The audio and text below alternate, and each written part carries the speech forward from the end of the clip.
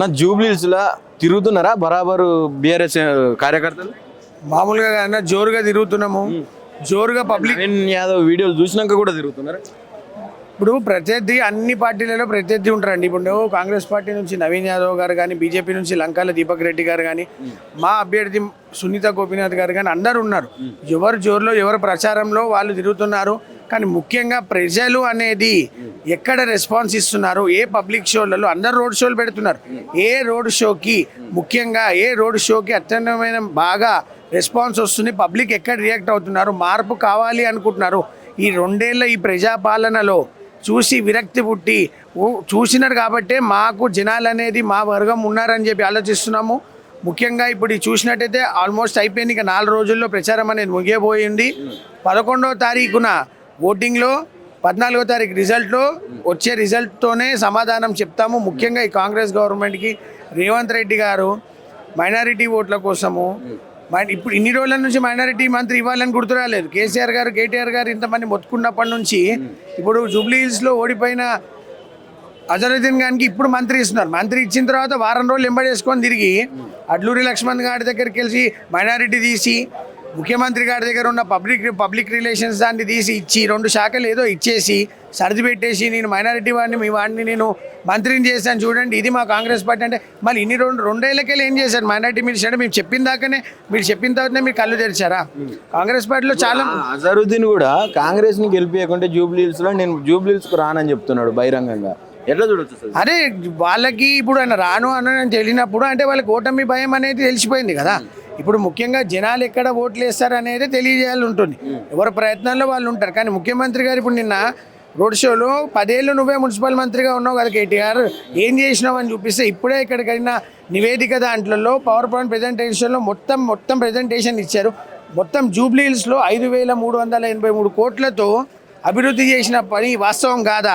ఈ రిప్రజెంటేషన్ తీసుకొని అందరు జూబ్లీ హిల్స్ ప్రజలు జనాలకి ఇస్తాము, అందరికీ తెలిసి చూపించి చెప్తాము. ముఖ్యంగా సరే 10 ఏళ్ళు మళ్ళీ ఇప్పుడున్న మున్సిపల్ మంత్రి ఎవరు, హోమ్ మినిస్టర్ ఎవరు, ఎడ్యుకేషన్ మంత్రి ఎవరు, అన్నీ మీరే కదా. మరి 2 ఏళ్లలో 10 ఏళ్ల కింద మురికి చూపించి ఇప్పుడు ఇక్కడ ఆయన ఇప్పటికి కూడా ఆయన నోరు పారేసుకుంటా ఉన్నాడు ముఖ్యమంత్రి గారు. ఒక ముఖ్యమంత్రి హోదాలో ఉండి అంతమంది ముందల బహిరంగ ఒక సభలో ఒక వేదిక మీద నిలబడి చెత్తనా కొడుకు అని చెప్పి ఒక బీఆర్ఎస్ పార్టీ వర్కింగ్ ప్రెసిడెంట్ అనడం, ఇదంతా ఎట్లా చూడొచ్చు? ఇప్పుడు చెప్తున్నాను కదండి, దేవుడు నోరు అనేది అందరికి ఇస్తారు, ఈశ్వరుడు నోరు ఇచ్చారు. సో ఎంత పడితే అక్కడ మాట, మాకు ఆ సంస్కారం లేదు.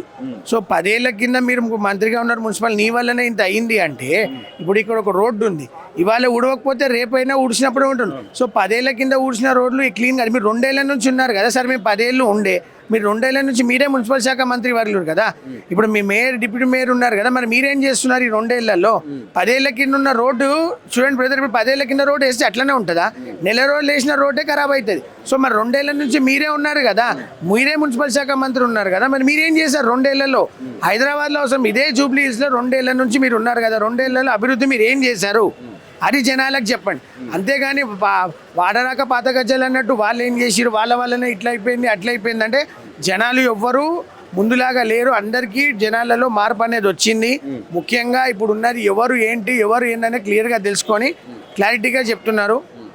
మొన్న ఇదే మీరు రోడ్డు సంబంధించిన చూసినట్టే చేవెళ్ళ రోడ్లో ఒక చాలా ఘోరమైన యాక్సిడెంట్ జరిగింది.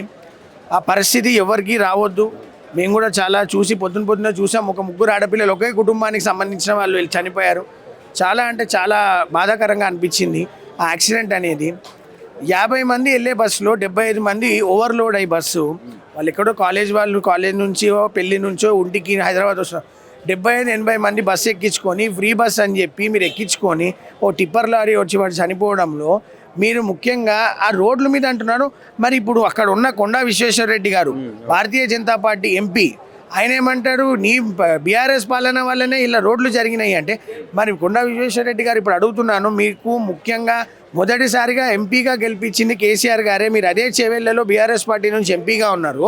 తర్వాత కాంగ్రెస్ పార్టీ జంప్ అయితే అక్కడ పట్టించుకోలే ఆయనని. ఆయన రంగారెడ్డి డిస్టిక్, ఆ డిస్టికే మా నాన్న మీద మా తాతల పేరు మీద ఉన్న ఆయన చెప్తున్నాడు. ఇప్పుడు ఆయననే కదా ఎంపీ. ఒక ఎంపీకి ఎంపీ ల్యాడ్స్ కింద సంవత్సరానికి 5 నుంచి 6 కోట్లు వస్తాయి. సరే, ఆయన ఆల్రెడీ మల్టీ మినియర్ కదా. మరి మీరు చేవెళ్ళ ప్రాంతానికి ఎంపీగా వాయిస్తున్నారు కదా, 2 ఏళ్ళు అయింది కదా ఎంపీగా చేసి. మరి ఎంపీగా మీరు ఇప్పుడు చేవెళ్ళకి రోడ్డు మీద పెట్టుకుంటా మీరు కారులో వెళ్ళుకుంటా వీడియో తీసి చూపిస్తున్నారు. ఇంకా టింకర్ ఉంది, ఇది మా హైవే, ఇది మా రోడ్డు, ఇది మా బైపాస్ రోడ్ అని చూపించట్లా. మీరు సెంట్రల్ నుంచి ఉన్నారు కదా సపోర్టు. మీ చేవెళ్ళ ప్రాంతానికి మొత్తం రోడ్లు వేసుకోండి. మీ రోడ్లన్నీ చేసుకోండి, సీసీ రోడ్లు కానీ బీటీ రోడ్స్ కానీ మీరు చేయండి. అభివృద్ధి ఎవరు వద్దు అంటున్నారండి? మీరు ఇప్పుడు ఎంపీగా ఉన్నారు కదా, ఎప్పుడో 10 ఏళ్ల కింద 2 ఏళ్ల నుంచి ఇప్పుడు ఈ ముఖ్యమంత్రిని అడగడానికి మీకు గొంతు లేదు. 10 ఏళ్ల కింద వాళ్ళకైంది వీళ్ళకైంది అనేది తప్పు. ముఖ్యంగా మీరు అంత నిజంగా బాధ్యత వహిస్తే, ఎంపీగా వహిస్తే, మీరు నిజంగా మీరు బాధ్యత వహించి మీరు చేయాలి అని కూడా మీరు అభివృద్ధి చేసి చూపించండి. కానీ కొండా విశ్వేశ్వరరెడ్డి గారు మళ్ళీ ప్రెస్ మీట్ పెట్టి ఏమంటున్నారు, పార్టీ ఆఫీస్లో పెట్టి రోడ్లు అన్న తర్వాత ఖరాబ్ కావా, రోడ్లు అన్న తర్వాత రిపేర్ కావా అని మాట్లాడుతున్నారు. సో ఇది చాలా తప్పు. వాళ్ళ మీద వేయడము వీళ్ళ మీద వేయడం తప్పు కాకుండా మీరు ఒక బాధ్యతగా ఎంపీగా ఉన్నారు. మీరు రాష్ట్ర ప్రభుత్వాన్ని రిపేర్ చేయమని అడగండి, మీరు సెంట్రల్ గవర్నమెంట్ అడిగి మీరు సపరేట్ ఫండ్స్తో చేయండి. ఇలాంటి ఘటనలు మళ్ళీ జరగకుండా చూసుకోండి. ఎందుకంటే ఎవరికైనా కుటుంబంలో విషాదం వస్తే చాలా బాధాకరం. కానీ మీరు ఆ వాస్తవాలు చెప్పండి, అవాస్తవాలను అవాస్తవాలుగా చెప్పండి. కానీ ఇది కాదని చెప్పి కోరుకుంటున్నాను. జూబ్లీ హిల్స్ సంబంధించి ఫైనల్గా ఏం చెప్పాలనుకుంటున్నాను? నిజంగానే అక్కడ బీఆర్ఎస్ పార్టీ నెగ్గే అవకాశం ఉన్నదా? ప్రజల నాడి ఎట్లా ఉన్నది? జూబ్లీ హిల్స్లో ప్రజానాడి అనేది ఇక్కడ ముఖ్యంగా ఈ 4 రోజుల్లో ముగియనున్నది. ఇన్ని రోజులు చేసిన ఇప్పుడు మీరు చూసిన నివేదిక పత్రంలో కానీ చూసిన వాటిలో కానీ పవర్ పాయింట్ ప్రజెంటేషన్లో ఇంత జూబ్లీ హిల్స్లో ఈ 2 ఏళ్లలో కాకుండా గోపీనాథ్ గారు ఎమ్మెల్యే గారు ఉన్నప్పుడు ఎన్ని పనులు చేశారో అవన్నీ ఒక నివేదిక తీసుకొని వాళ్ళకి జూబ్లీ హిల్స్ ప్రజలకనే చూపిస్తున్నారు. ఆల్రెడీ రోడ్ షోలో హైదరాబాదీతులను కానీ ఎలా ఉందో కేటీఆర్ గారు రామన్న మీకు ఆల్రెడీ ఎక్స్ప్లెయిన్ చేశారు. దయచేసి ఆలోచించి, నేను ఎవరికి ఓటు వేయాలి, మాకే వేయాలి, కారుకే వేయాలని చెప్పి నేను అనట్లేదు. ఆలోచించండి, మీకు ఎవరు వస్తే అభివృద్ధి చేస్తారు, ఎవరు వచ్చి మీకు అభివృద్ధి చేసి మీకు అవైలబుల్ ఎవరు ఉంటారు, ఇన్నేళ్లలో ఏం జరిగింది మీరు ఆలోచించి ఒక్కసారి 11వ తారీఖు రోజు ఓటేసే ముందు ఒక్కసారి కళ్ళు మూసుకొని మీరు ఆలోచించి, రోడ్డు బాగాలేదు, ఈ లైట్ బాగాలేదు, ఇక్కడ చెత్త తీయలేదు, ఇక్కడ వాటర్ రావట్లేదు, ఇక్కడ నల్ల రావట్లేదు అంటున్నా. ఒక్కసారి మీరు 11వ తారీఖు రోజు ఓటేసే ముందు మీ ఇష్టమైన దైవాన్ని తలుచుకొని మీ మనసులో ఉన్నది కోరుకొని వాళ్ళకి ఓటేసి అభివృద్ధి చెంది వాళ్ళని వేయాలని చెప్పి కోరుకుంటున్నాను. Thank you.